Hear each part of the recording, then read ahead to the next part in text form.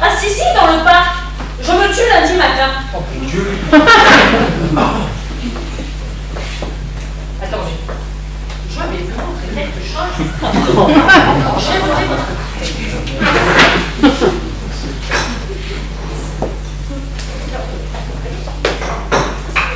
Qu'est-ce que c'est de... Vous aimez? C'est de l'art nègre? Non, c'est des échantillons de bois pour cercueil.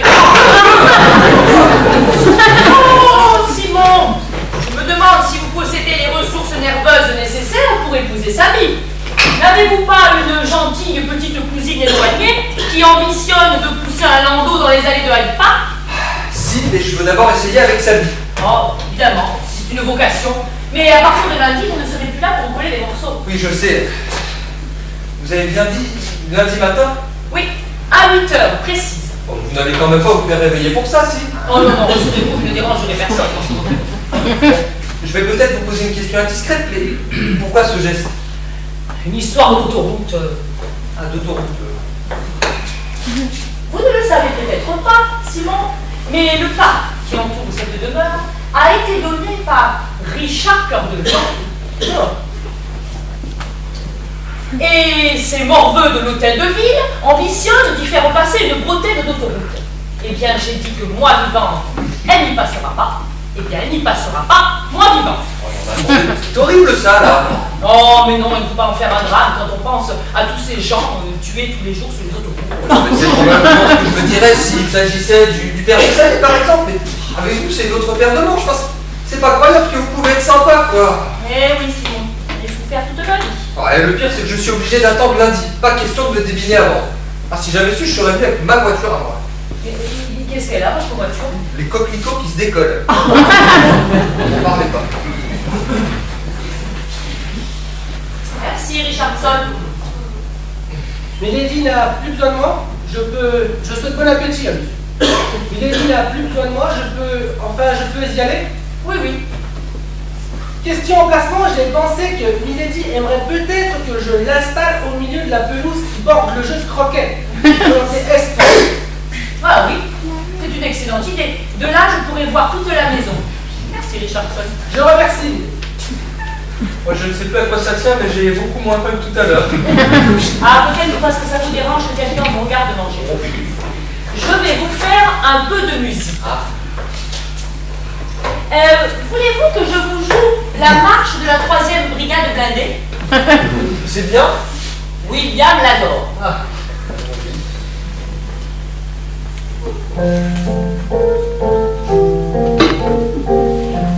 Non, j'aime bien Brahms en fait. Ah, à se faire debout.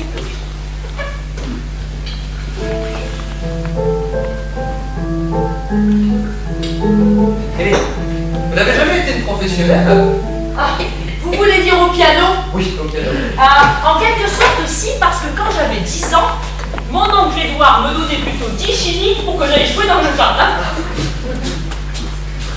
Milady pardonnera de la déranger, mais il y a un hic pour le trou. Pardon? Ma périarthrite scapulo-humérale, Milady, elle s'est réveillée au premier coup de pelle. Impossible de continuer. Ah oui, c'est navrant, oui, mais je pense que nous allons pouvoir arranger ça. Je suis sûre que M. Horton Green se fera un plaisir de vous remplacer. Moi, Lady Belmont, enfin, vous n'y pensez pas. Je suis surfait de sa vie. Fiancé. Et alors? Ben réfléchissez, jamais n'acceptera d'épouser l'homme qui aurait creusé la tombe de sa propre grand-mère. C'est du Shakespeare, enfin. Oh, mais c'est plutôt un bon auteur. Débarrassez-vous de vos préjugés littéraires, Simon.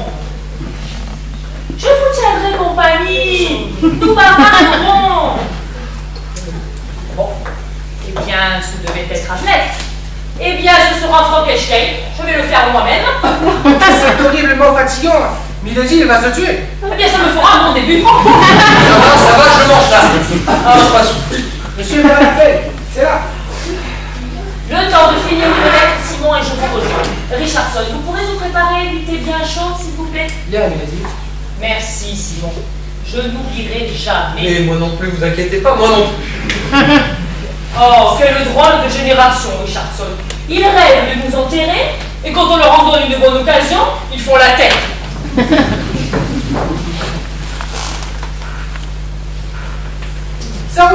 Et la chasse? Oh, je suis tombé en panne, mon vieux. Cette voiture s'est mise à fumer pire qu'une zone industrielle. Une vraie cochonnerie. Même pas capable de traverser un champ de maïs. Ah. Qui c'est le type qui s'agite là-bas? Monsieur Horton Green, il est en train de creuser la tombe de Milady. Je n'ai pas pu à cause de mon épaule. Oh, sacré toute belle. Il va finir par se prendre les pieds dans ses cheveux. Oh, tu sais, un chignon. Tu viens d'embêter Richardson. Elle doit être encore sous garantie, Sir William. Garantie. Ben, vous parlez pas de la voiture, vous parlez de ma femme. Commence à me fracasser vachement avec tout son fourbi de lundi matin. Je croyais au début qu'elle était de mauvais poil, mais maintenant, la pierre tombale, le croque-mort qui vient prendre le thé, et puis maintenant le zigoto à crinière avec sa pelle. Comment déjà? Monsieur Horton Green, c'est le fiancé de Mademoiselle Sally. Drôle de manière d'entrer dans la famille. Il est en train de faire de la place, on dirait. Bon, il y a peut-être temps que je me mette de tout ça, non? Grand temps, Sir William, si jamais Lady Belmont disparaissait... Bon, vous n'y pensez pas. Le veuvage, c'est bon quand on est jeune. Bon, je vais leur montrer ce que c'est qu'une contre-attaque, moi. Allez me chercher Ortoline. Le type à la pelle. Monsieur Horton Green, tout de suite, Sir William. Et bonne chance, mon général. Merci, sergent.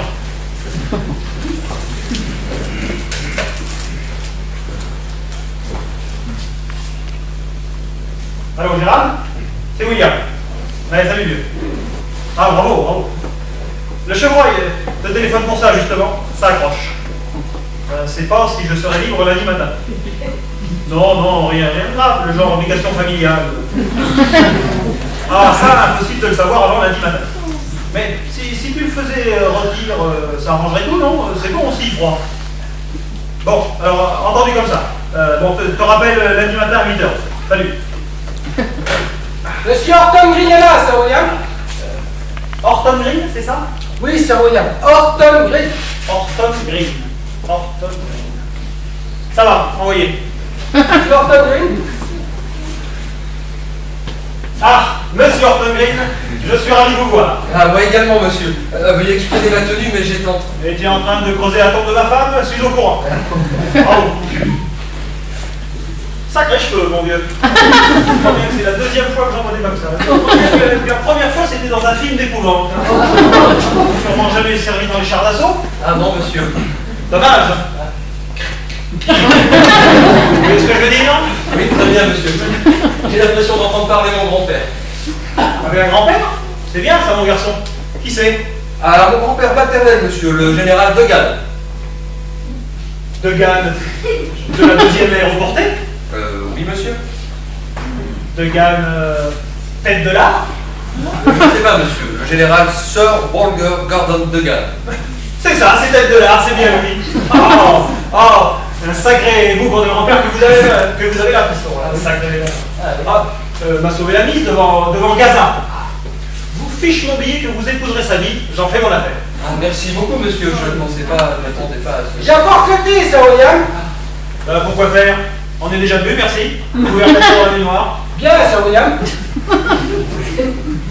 Asseyez-vous, mon garçon. Je vais vous faire goûter de mon brandy personnel. Vous verrez, pas du tout le même tonneau.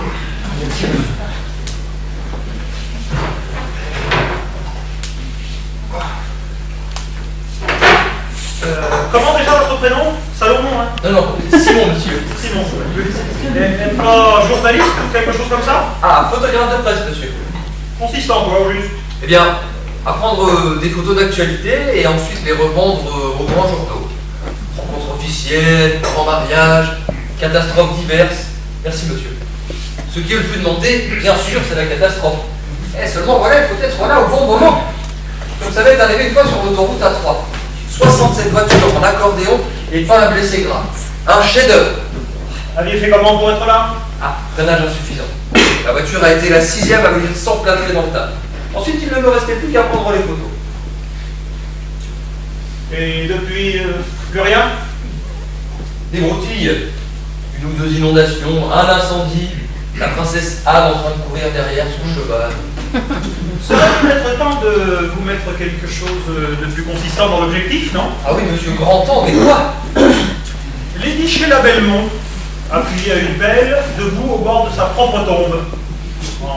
en robe noire, les cheveux noués dans un châle de dentelle, et avec un regard tragique de veuve de Matador. Vachement attractif, non? Ah oui, mais c'est impossible, monsieur. Pourquoi?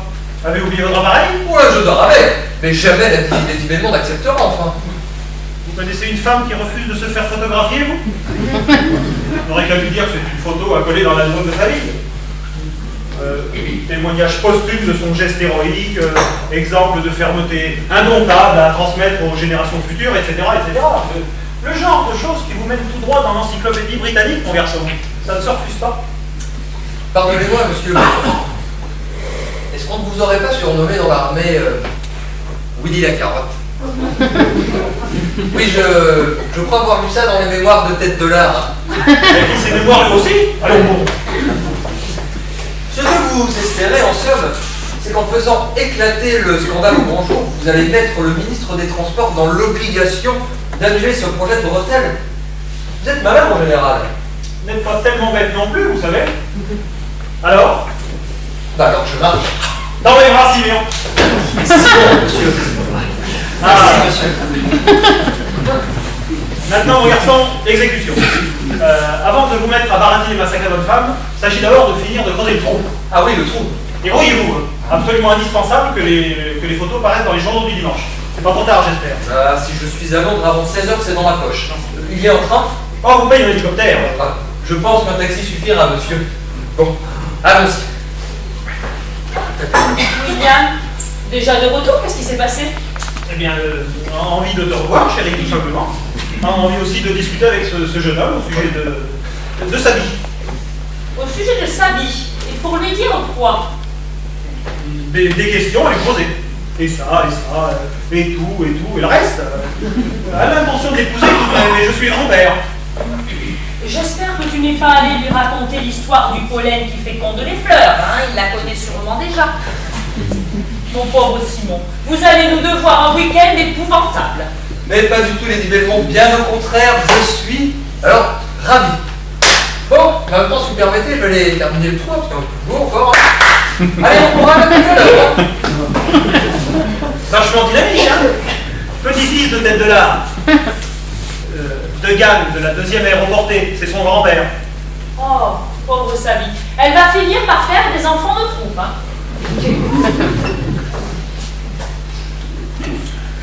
Tout de même, je trouve qu'il exagère, hein? Je ne lui en demandais pas tant. Fait quelque chose de spécial? Il siffle.